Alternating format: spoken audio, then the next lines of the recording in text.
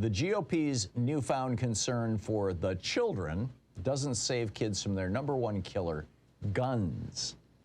Seriously. This was just reported in Forbes magazine, which is how I first discovered this. It was actually, they were reporting on a story that was published.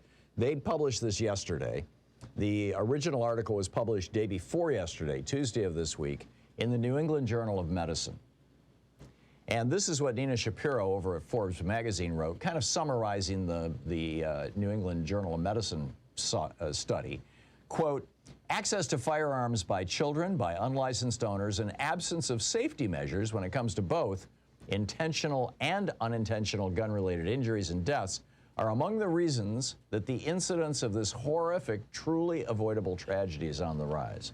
So, you know, we've got this incredible con job going on from the Republicans right now. We're all worried about the children. We want to make sure that, you know, if there's a child in a bathroom, a trans person doesn't come in and scare them. Or we're all worried that white children will feel badly if they learn that hundreds of years ago, white people enslaved black people and treated them badly. Or they're continuing to treat them badly, for that matter. They also say that, you know, it's really important to lock up women who have, and threaten them with prison for life if they have a miscarriage that Republicans suspect might have been a self-induced abortion. We just saw this last week in Texas. This woman was charged with murder and was facing life in prison for having a miscarriage. And finally, she was able to prove, hey, it was a miscarriage. But get ready, there's a lot more of that coming. Oh, we're protecting the children, right? And they're happily jumping on this 2022 GOP version of the old, you know, Russian czars, Protocols of the Elders of Zion blood libel, claiming that their political opponents are grooming children. And they're enthusiastically embracing this QAnon slogan, save the children, until you mention children being killed by guns. Or until you mention Republicans grooming their own children to become mass shooters. Yes, this is actually a thing. You know, 20 years ago, the leading cause of death among children in the United States was car accidents. You go back 100 years, you know, there were a bunch of childhood diseases that were pretty deadly. Those got pretty much wiped out in the 1950s and 60s by vaccinations. And since the 60s, the number one killer of children has been accidents, and the main accident that has killed children has been car accidents. Until now. Seriously. And by the way, by children, I'm identifying people from 1 year old to 24 years old. So it's children and young people. Throughout, you know, most of this century, you had, you know, fewer than 7 gun deaths per 100,000 young people in America. This year, it was 11 out of 100,000. It's the highest it's ever been.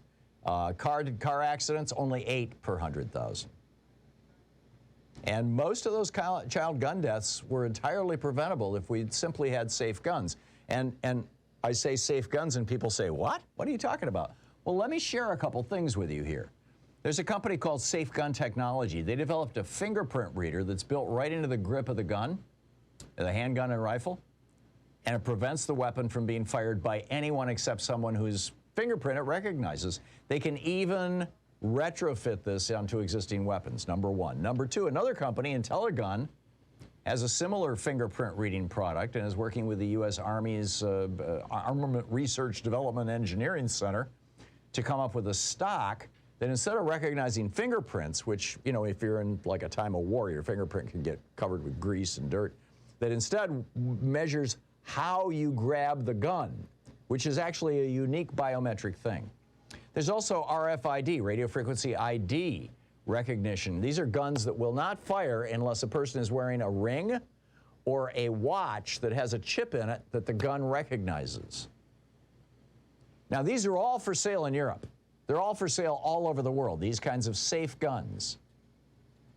You can't buy them in the United States. Forbes magazine did a story about this. They interviewed a guy named Doug who started and ran a website. It was called smartguns.com. It's now out of business. And he was selling the RFID with the watch guns here in the United States.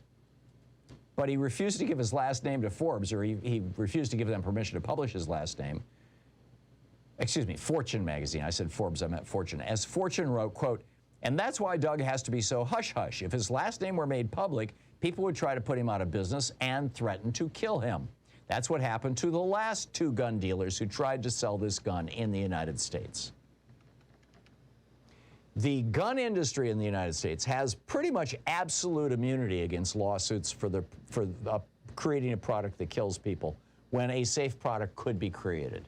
This is why the Sandy Hook parents had to sue Remington for their advertising, which they did, by the way, successfully for $73 million, because they couldn't sue them for their guns. I mean, we dealt with this with cars back in the early 20th century when cars started killing people. You've heard this rant a million times on this program.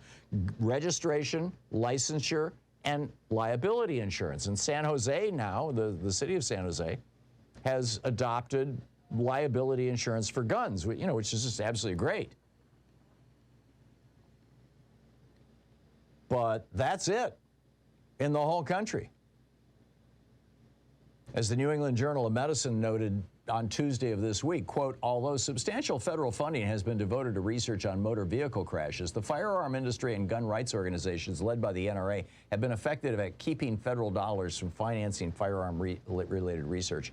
Even this year, Republicans continue to put the Dickey Amendment in every single major omnibus piece of legislation. The Dickey Amendment forbids federal money being spent researching gun shootings. Meanwhile, there's this pandemic of right-wing politicians like Thomas Massey from Kentucky tweeting out pictures of their own kids holding assault weapons. They're grooming their children to be mass murderers.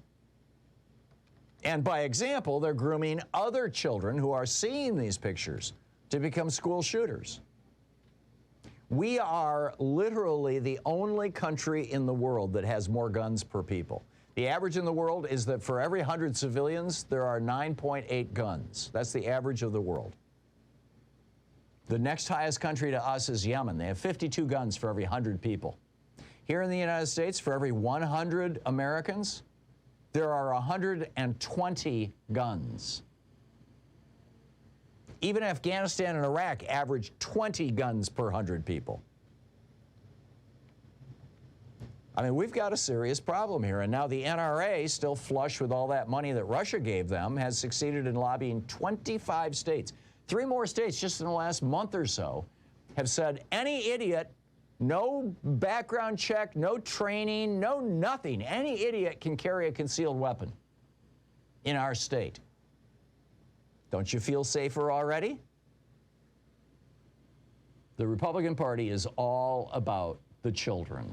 We've got to save the children from critical race theory. We've got to save the children from trans people. But save the children from the actual thing that is killing more children than any other thing in the United States. And we are the only country in the world with this problem. Saving the children from guns?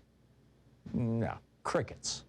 If anything, as I said, Republican politicians are grooming the children to be mass shooters. And guess what? We're getting mass school shootings again in the United States. Surprise, surprise. We have to shame Republicans enough that they stop taking money from and embracing this death-dealing industry. I get it. You know, they're bought off by pharma, and so they want to keep drug prices high for Medicare. They're bought off by the fossil fuel industry, so they deny climate change. This is blood in our streets, the leading cause of death among children.